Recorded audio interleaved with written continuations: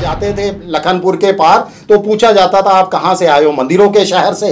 यानी हमें गर्व होता था और सीधा हमारा जो है धर्म के साथ वो जुड़ा हुआ था कि जम्मू जो है शहर मंदिरों के नाम से मशहूर होता था। आज मदिरा का शहर, मगर टोल वसूली बंद नहीं की गई। यानी सुविधाएं आप देना नहीं चाहते, वसूली की जो धुन इस समय सवार है ना सरकार के ऊपर, जम्मू कश्मीर प्रशासन के ऊपर, वो जनता को इस समय परेशान कर रही है। जनता को हमारे जनप्रतिनिधि असेंबली के अंदर डिस्कस करेंगे, वहां पर बहस होगी। अगर हमारे जनप्रतिनिधि जनता की आवाज बनकर वहां पर कहते हैं कि मीटर लगेंगे, तो मुझे लगता है जनता को बात माननी पड़ेगी।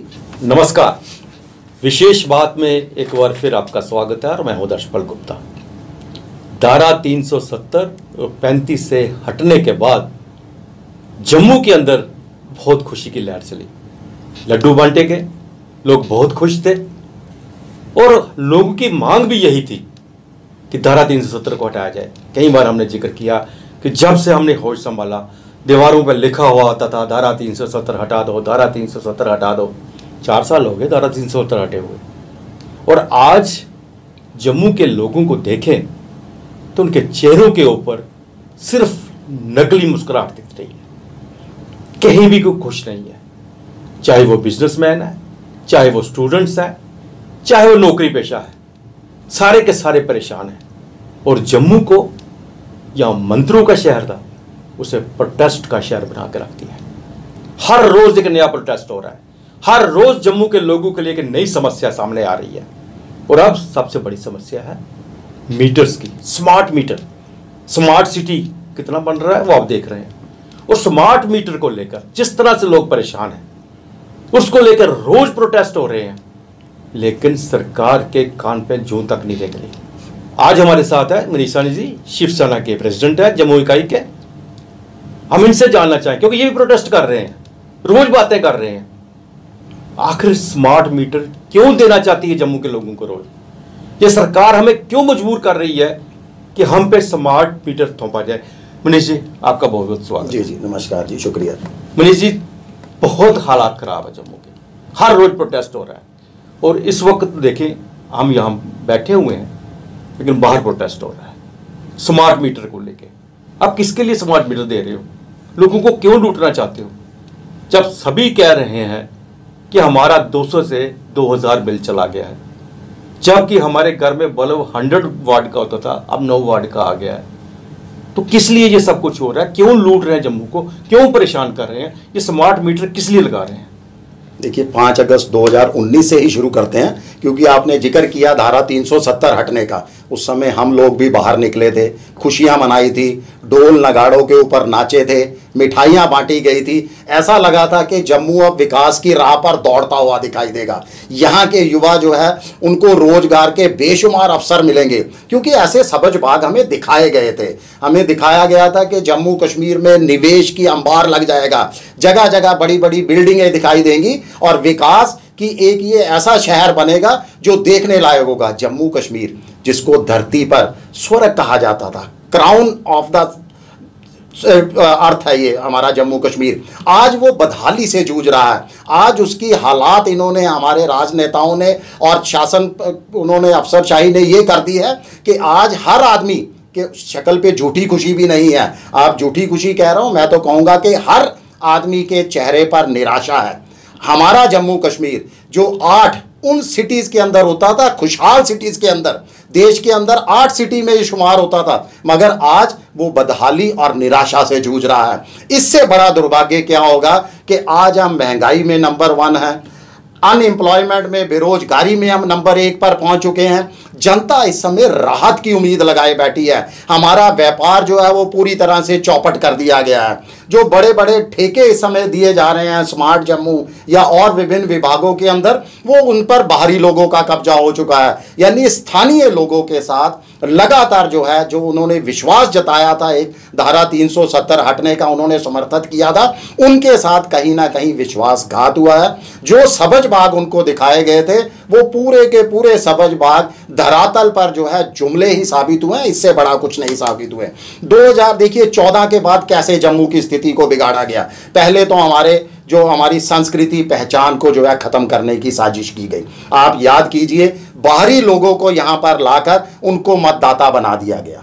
उसके बाद प्रहार किया गया, हमारे यहाँ पर जो युवा वर्ग था उसको नशे की लत लगवाई गई। जगह जगह मंदिरों के शहर से हमारा जम्मू फेमस होता था। हम बाहर जाते थे लखनपुर के पार तो पूछा जाता था आप कहाँ से आए हो, मंदिरों के शहर से।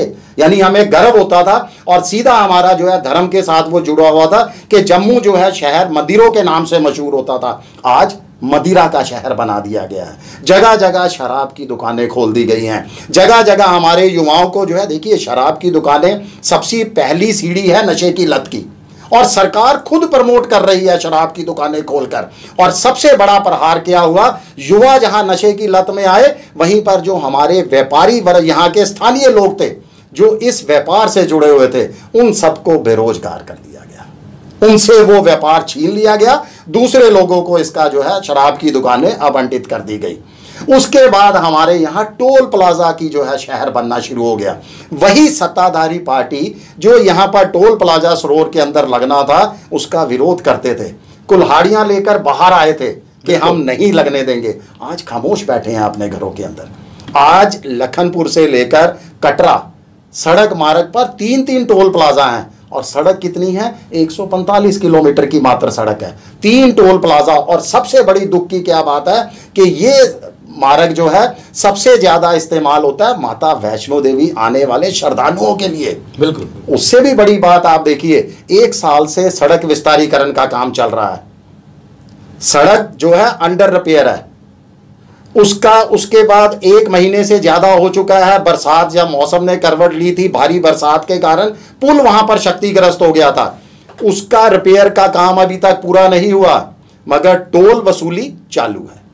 लोगों को 40 किलोमीटर घूमकर विकल्प मार्ग से आना पड़ता है, मगर टोल वसूली बंद नहीं की गई। यानी सुविधाएं आप देना नहीं चाहते। वसूली की जो धुन इस समय सवार है ना सरकार के ऊपर, जम्मू कश्मीर प्रशासन के ऊपर, वो जनता को इस समय परेशान कर रही है, जनता को सड़कों पर ला रही है। अब आते हैं स्मार्ट मीटर पर। उससे पहले संपत्ति कर भी था, मगर बहुत लंबा खिंच जाएगा। हम सीधा आज के मुद्दे पर आते हैं, वो है स्मार्ट मीटर। आप याद कीजिए, 4 साल में सरकार ने 3 बार आपके मीटर बदलवा दिए। बिल्कुल बिल्कुल। कितना करोड़ों रुपए का पैसा उन्होंने बर्बादी के अंदर डाल दिया। आज वो मीटर कहां है? अगर ये दावा कर रहे हैं, मैं कल भी एक पत्रकार वार्ता सुन रहा था, जो ऑफिसर्स हैं इनकी, जो पीडीडी विभाग के उच्च अधिकारी हैं, कि ये स्मार्ट मीटर के अंदर कोई कमी नहीं है। इसका मतलब जो आपने पहले मीटर लगाए थे उसमें कमियां थी। अगर उसके अंदर कमियां थी, जो 1700 करोड़ रुपए का एक मेरे पास डाटा है कि जो इन्होंने पुराने जो हमारे इलेक्ट्रॉनिक मीटर लगाए थे उनके ऊपर जो खर्चा हुआ था, उसके कौन जिम्मेवार है? वो जनता के टैक्स का पैसा था, जनता की गाड़ी कमाई का पैसा था, उसको आपने पानी की तरह बहा दिया। अब आप स्मार्ट मीटर लगा रहे हो। देखिए, जम्मू कश्मीर, हम गर्व के साथ कहते हैं, उन राज्यों में शामिल है जहां पर खपत से ज्यादा बिजली पैदावार है। और याद कीजिए, जब माननीय प्रधानमंत्री जी जम्मू के अंदर पहली बार आए थे, उन्होंने कहा था कि जम्मू कश्मीर में इतने संसाधन उपलब्ध हैं, 20,000 मेगावाट तक हम बिजली पैदावार कर सकते हैं और आधे देश को हम बिजली सप्लाई कर सकते हैं। उसके बावजूद आप जम्मू कश्मीर के लोगों पर प्रताड़ित कर रहे हो। बिजली सप्लाई के अंदर लगातार आप मीटर बदल रहे हो, बिजली के लंबे लंबे आप कट लगा रहे हो, जबकि हमारा तो ये सीधा सीधा मानना है, स्मार्ट मीटर तो बहुत दूर की बात है, जम्मू कश्मीर की जनता निःशुल्क बिजली पानी की हकदार है। आज कई राज्य सरकारें जो 1 मेगावाट भी पैदावार नहीं करती हैं, वो राज्य सरकारें, हमारे ही देश में कई राज्य सरकारें ऐसी हैं जो अपनी जनता को निःशुल्क बिजली पानी दे रही हैं। तो जम्मू कश्मीर जो पैदावार करता है, जनता को क्यों प्रताड़ित कर रहा है? यही मेरी माननीय जम्मू कश्मीर के उपराज्यपाल से अपील है कि जनता को स्मार्ट मीटर हटाकर निःशुल्क बिजली सप्लाई दी जाए, मगर सरकार अपने अड़ियल रवैये से बाहर नहीं आ रही। मनीष जी, एक तरफ तो पीडी डिपार्टमेंट, जिस तरह आपने कहा, चीफ इंजीनियर कार्य कह रहा है कि मीटर में कोई प्रॉब्लम नहीं, मीटर बिल्कुल सही चल रहे हैं। दूसरी तरफ हमारे जम्मू के एमपी बड़ी मुश्किल से वो प्रेस के सामने आए, एक भाषण दिया, प्रेस कॉन्फ्रेंस नहीं की, भाषण किया, और भाषण में उन्होंने अंत में, जब हमारे ही रिपोर्टर ने बार बार पूछा मीटर के बारे में, उसको बोलना नहीं चाहते थे, नहीं इसमें कोई गड़बड़ी है, उसमें जांच होनी चाहिए। अब जांच के नाम पे इन्होंने कल एक ड्रामा किया है वेयर हाउस के अंदर। वहाँ दीपक गुप्ता जो प्रेसिडेंट है फेडरेशन के, उनके ऑफिस में जाके वहाँ 2 मीटर लगा दिए और कहा जी 1 मीटर जो है स्मार्ट मीटर है, दूसरा मीटर जो है दूसरा इलेक्ट्रॉनिक मीटर है। 5 दिन के बाद देखेंगे कि इनकी रीडिंग में क्या फ़र्क है, इसके साथ मैच करती कि नहीं करती। प्रश्न 2 है। पहला तो ये है कि वो हमारा वो पुराना मीटर जिसके साथ मैच करे वो ठीक है ना, उसको आप ट्राई के लिए रख रहे हैं। अगर वो ठीक था तो नए मीटर लगाने की क्या जरूरत थी। दूसरा टेक्निकल है ना, आप ये जरा सोचो, जहां पे वोल्टेज स्थिर है वहां पे मीटर कभी कोई प्रॉब्लम नहीं करेगा, और आपकी वोल्टेज स्थिर है ही नहीं। 220 वोल्टेज दे रहे हो, 170 पे आपके मीटर जंप करेंगे, कुछ भी हो जाए जंप करेंगे, और कर रहे हैं। यही रीजन है कि पुराने फिर भी जंप नहीं करते थे, नहीं ज्यादा जंप कर रहे हैं। ये ड्रामा किस लिए कर रहे हैं? देखिए बहुत अच्छे दोनों सवाल हैं आपके। पहले बीजेपी की प्रेस कॉन्फ्रेंस की बात करते हैं। देखिए बीजेपी, मैं तो कहूँगा कि इस समय सत्ता में है। हम केंद्र शासित प्रदेश है जम्मू कश्मीर, इसमें कोई डाउट नहीं। केंद्र के अंदर इस समय बीजेपी की सरकार है, और बीजेपी के नेता पत्रकार वार्ता करें, ये दुर्भाग्यपूर्ण है। आप जाइए केंद्र सरकार के पास, आप वहां से सैंक्शन करवाइए, माननीय उपराज्यपाल जी को आदेश दीजिए, वहां से दिलाइए, अगर वो आपकी बात सुनने को तैयार नहीं है कि ये मीटर को रोकें।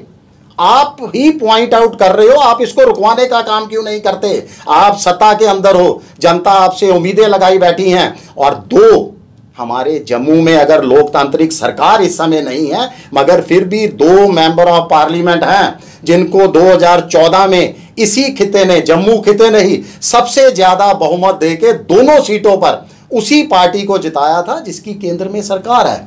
और एक तो इतने हमारे बड़े कद के हैं, वहां पर पीएम हाउस में मंत्री हैं, उसके बावजूद भी जम्मू की जनता परेशान है। जम्मू संभाग की जनता को आपने परेशान कर रखा है। आप पत्रकार वार्ता करके सवाल उठाते हैं, आप क्यों नहीं माननीय उपराज्यपाल जी के पास जाते कि ये मीटर आप रोकिए, ऐसा निर्देश पारित करवाइए, तब आप जनता के साथ खड़े हैं। पत्रकार वार्ता करना विपक्षियों का काम है, सही बात। हमारी जैसी पार्टियों का काम है जिनकी कहीं सुनवाई नहीं है। जनता का काम है सड़कों पर उतरना। अरे आपका तो काम है आप ऑर्डर लेकर आइए। और रही बात दूसरी, वो हास्यास्पद है जो कुछ भी परसों हुआ यहाँ पर जो है मीटर टेस्टिंग के। देखिए 10 लाख मीटर लगने, आप किनको गुमराह कर रहे हैं? जनता इस समय जागरूक है, जनता जानती है सब कुछ। आप यहाँ पर जम्मू कश्मीर में 10 लाख मीटर लगा रहे हैं।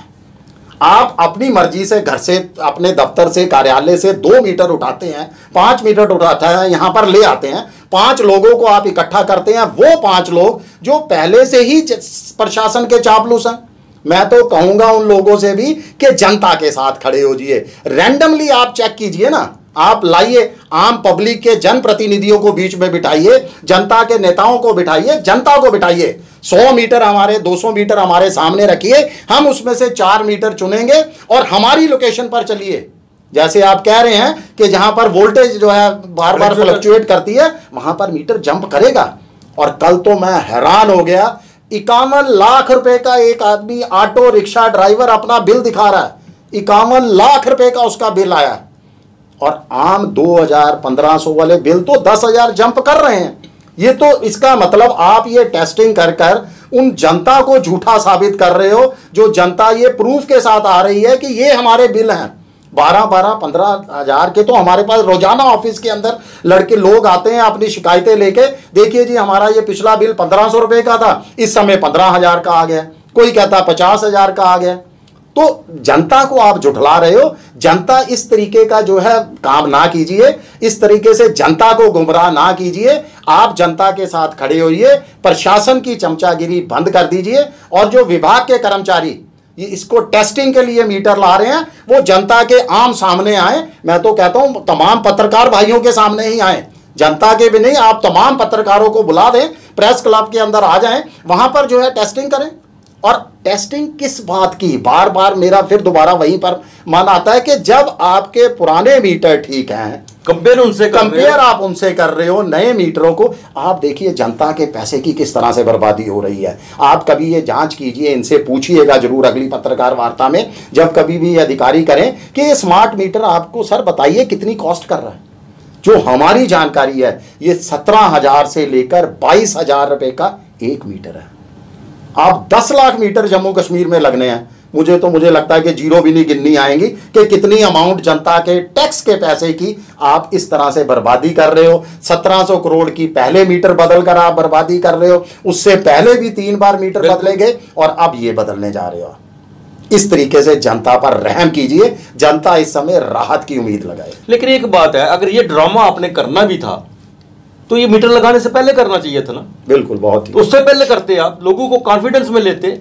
जितनी एसोसिएशन थी आपकी, यहाँ पे जो बाजार एसोसिएशन है, जहाँ पे जो लोकल आपके रिप्रेजेंटेटिव जो लोगों को कह रहे हैं, ठीक है भारतीय जनता पार्टी सामने नहीं आ रही, बाकी तो आ रहे हैं, रोज प्रोटेस्ट कर रहे हैं, उन सब से मिलके आप बैठ के पहले करते भाई ये हम मीटर लगाने जा रहे हैं, इनकी ये पोजीशन है, इसमें कोई प्रॉब्लम नहीं। उल्टा लोगों को इसमें ज्यादा फैसिलिटी मिलेंगी, इनके ऐप्स होंगे, उन पर उनकी रीडिंग आएगी जगह। उल्टा आपने 20 फुट ऊपर जाके लगा दिए, किसी को पता ही नहीं वहां क्या है, तारों का झंझट पड़ा हुआ है वहां पे। अब मीटर जो है मनीष जी, मैं आपको बताऊं, हमने भी बहुत से देखे हैं, आपने जिन मीटर की बात भी की है, मीटर जले नहीं आज तक, खराब जरूर हुए, अब जलना भी शुरू हो गया। बिल्कुल। तो क्या आप देना चाहते हैं आप? बहुत अच्छा सुझाव है आपका। देखिए ये इशारा करता है तानाशाही की तरफ, कि इसका मतलब सरकार के लिए, देखिए सबसे बड़ा दुर्भाग्य बार बार मैं कहूंगा जम्मू कश्मीर की जनता का है कि शायद जनता के साथ जो जन विश्वास के साथ जो विश्वासघात हुआ है वो हमें बर्दाश्त, हमें सहन नहीं कर रहे हैं, हम बुला नहीं पा रहे कि हमारे साथ क्या क्या हो रहा है। ये तानाशाही की तरफ बढ़ते हुए कदम है। इतना ही नहीं, आप देखिए सरकार ने, प्रशासन ने तो ऐसे निर्देश दे दिए हैं कि जो विरोध करता है, जो नहीं लगाता, आप पुलिस बल साथ में लेके जाओ और लोगों के घरों में मीटर लगाओ। इससे ज्यादा तानाशाही सख्ती क्या ये नया जम्मू कश्मीर हमें देने का वादा किया गया था? 5 अगस्त 2019 को हमें तो वादा किया गया था विकास का जम्मू कश्मीर, वो जम्मू कश्मीर जिसमें जनता की सुनवाई होगी। और आज दुर्भाग्य है हमारा कि हम लोगों की कहीं पर सुनवाई नहीं है। आम जन इतना परेशान है, वो कोई अफसरशाही अपनी मनमानियों पर उतारू है, प्रशासन इस समय हिटलर शाही की तरह बर्ताव कर रहा है। तो इस तरीके का जम्मू कश्मीर जनता को नहीं चाहिए। आप बार बार मजबूर ना करें अपनी तानाशाहियों से कि जनता जो है वो सड़कों पर उतरे और विरोध प्रदर्शन करे हर बात का। इसके साथ साथ टोल प्लाजा की बात करते हैं हम। टोल प्लाजा की जिस तरह आपने जिक्र किया, अब जो है कि जिस तरह से युवा राजपूत सामने आई है, और युवा राजपूत में एक होप भी दिखाई दे रही है लोगों को कि नॉन पॉलिटिकल पार्टीज हैं और बाकी के साथ भी उसको साथ दे रहे हैं। अब टोल प्लाजा का जो मसला है वो भी हल होने को तो आ नहीं रहा है। मेरा आपसे ये प्रश्न है कि अब इसके बाद आपका, चूंकि शासन सुन नहीं रही, या आप भी कह रहे हैं, हम भी देख रहे हैं, आपका अगला स्टॉप क्या होगा? देखिए लगातार अब इस समय आ चुका है कि तमाम विपक्षी पार्टियां तो एकजुट हैं, लगातार जन मुद्दों को उठा रही हैं। जनता भी अब बाहर निकलना शुरू हो चुकी है। जनता अब बहुत बेसब्री से इंतजार कर रही है कि जम्मू कश्मीर के अंदर चुनाव आए। देखिए ये भी सबसे बड़ा दुर्भाग्य है हमारे जम्मू कश्मीर का। लोकतांत्रिक देश में रहते हुए 5 साल से ज्यादा का समय हो चुका है, हमारे ऊपर राज्यपाल और उपराज्यपाल का शासनकाल थोपा गया है। 5 साल एक सरकार का शासनकाल होता है पूरा, मगर हमारे से वो लोकतांत्रिक हक भी हमारा छीन लिया गया है। अब जनता लगातार जो है सड़कों पर है, पार्टियों के साथ अब जनता भी सड़कों पर निकलना शुरू हो चुकी है, क्योंकि तानाशाही बर्दाश्त करने की एक हद होती है। टोल प्लाजा आप किस लिए, देखिए टोल प्लाजा लगने शुरू हुए थे जनता को सुविधाओं को लेकर, कि अगर आप जनता को बेहतर सुविधाएं देते हैं तो उसके तर्ज पे आप जो है कुछ उनसे गाड़ियों से पैसा वसूल करते थे। मैं तो इस हक में हूं कि किस लिए टोल प्लाजा? आप हर वाहन से जो है सड़क का पर चलने का उससे रोड टैक्स लेते हैं। जब रोड टैक्स आप लेते हो तो उसके बाद टोल प्लाजा किस लिए? कितना राजस्व आप इकट्ठा करना चाहते हो? और जब जनता ही आपके साथ नहीं है तो इस राजस्व का आप क्या करोगे? ये जो तिजोरियां भरने की चाह इस समय सरकार के अंदर है, ये जनता के ऊपर बहुत भारी साबित हो रही है। जनता की परवाह नहीं की जा रही, मगर जो तिजोरियां भरने की, अपना राजस्व वसूलने की धुन है वो हमें समझ नहीं आ रही। सरकार का काम होता है जनता को राहत देना, जनता को सुविधाएं देना, ना कि जनता को प्रताड़ित करना। चुनावों की आपने बात की, चुनावों के लिए जो हमारे अधिकारी हैं वो तो कह रहे हैं कि पार्लियामेंट के चुनावों का तो नाम ही नहीं है। उसमें तो लोकल बॉडीज़ के हैं, पंचायतों के चुनाव हैं, डीडीसी के हैं, बीडीसी के हैं, और लोकसभा के भी हो सकते हैं। इसका तो नाम ही नहीं अभी तक आ रहा कहीं से, चुनाव होंगे या नहीं होंगे। देखिए यही तो दुर्भाग्य है। और मैं आपको बता दूं, जहां तक मेरी जानकारी है, ये लोकल बॉडीज के चुनाव भी नहीं करवाने वाले। बिल्कुल सही कहा आपने। ये बिल्कुल नहीं करवाएंगे, क्योंकि ये जान चुके हैं जनता की नब्ज बीजेपी टटोल चुकी है कि जनता इनको सबक सिखाने के लिए बहुत बेसब्री से इंतजार कर रही है। और ये अब जब तक जो है जनता को शांत नहीं करेंगे, जब तक इनका जुमलों का पटारा एक बार नहीं खुलेगा, तब तक जम्मू कश्मीर को चुनाव प्रक्रिया से नहीं गुजरना पड़ेगा। ये पूरा मुझे अब इन पार्टियों की मैं नब्ज पहचान चुका हूं, इनकी रग रग पहचान चुका हूं कि ये तमाम जो है, देखिए हम ऑल पार्टीज के साथ भी, शिवसेना जम्मू कश्मीर के मुद्दों को लेकर उन पार्टियों से भी मिली जिस पर हमारे वैचारिक मतभेद होते थे। डॉक्टर फारूक अब्दुल्ला के साथ, महबूबा मुफ्ती के साथ हमने एक मंच तैयार किया ऑल पार्टीज का। उसके अंदर एक कॉमन मिनिमम प्रोग्राम बनाया गया, यानी मात्र एक एजेंडा। वो एजेंडा था कि जम्मू कश्मीर में जल्द से जल्द लोकतांत्रिक प्रक्रिया बहाल की जाए, जम्मू कश्मीर की अपनी असेंबली हो। और आपको बता दूं, ये असेंबली का काम है संपत्ति कर लगाना, ये मीटर बदलना। अरे हमारे जनप्रतिनिधि असेंबली के अंदर डिस्कस करेंगे, वहां पर बहस होगी। अगर हमारे जनप्रतिनिधि जनता की आवाज बनकर वहां पर कहते हैं कि मीटर लगेंगे, तो मुझे लगता है जनता को बात माननी पड़ेगी। अगर हमारे जनप्रतिनिधि वहां पर बहस करके कहते हैं कि जम्मू कश्मीर की जनता को जो है संपत्ति कर देना पड़ेगा, तो जनता को देना पड़ेगा। मगर ये तानाशाही तो मत आजमाइए ना कि आपने रातों रात दो लोगों ने, आप देखिए कितना दुर्भाग्यपूर्ण है हमारे, बार बार मैं कह रहा हूं कि जम्मू कश्मीर में 90 विधानसभा की सीटें हैं, यानी 90 लोग जम्मू कश्मीर की अर्थ चलाएंगे इसको, प्रशासन को। मगर अब 2 लोग चला रहे हैं, मात्र 2 लोग, यानी 2 लोग 90 लोगों का काम कर रहे हैं। क्या वो इतने काबिल हैं? मात्र एक एलजी साहब हैं और एक उनके एडवाइजर हैं। और उससे भी बड़ी हमारे लिए दुर्भाग्यपूर्ण बात क्या है कि जम्मू के अंदर जितने आईएएस अधिकारी हैं, जितने उच्च पदों पर अधिकारी बैठे हुए हैं, उसमें से 70 से 75% बाहर के हैं। वो हमारा दर्द कैसे पहचानेंगे? वो जनता के हक के बात क्यों करेंगे? वो तो कहेंगे संपत्ति कर लगाओ, उनको क्या है? उनकी आज पोस्टिंग जम्मू में है, कल आप उठा के उसको किसी और केंद्र शासित प्रदेश में, बिल्कुल उनको जनता के साथ कोई है ही नहीं, हमदर्दी नहीं है। तो जम्मू कश्मीर के अंदर असेंबली चुनाव होने बहुत जरूरी है। हम दिल्ली में गए, चुनाव आयोग के कार्यालय गए, एक साथ सब लोगों ने मिलकर उनको मेमोरेंडम दिया। मगर चुनाव आयोग ने, 1 साल पुरानी बात होने वाली है अब ये, कि 2-4 महीने में जैसे ही जो है मार्च अप्रैल आएगा, आपके जो है वहां चुनाव हो जाएंगे।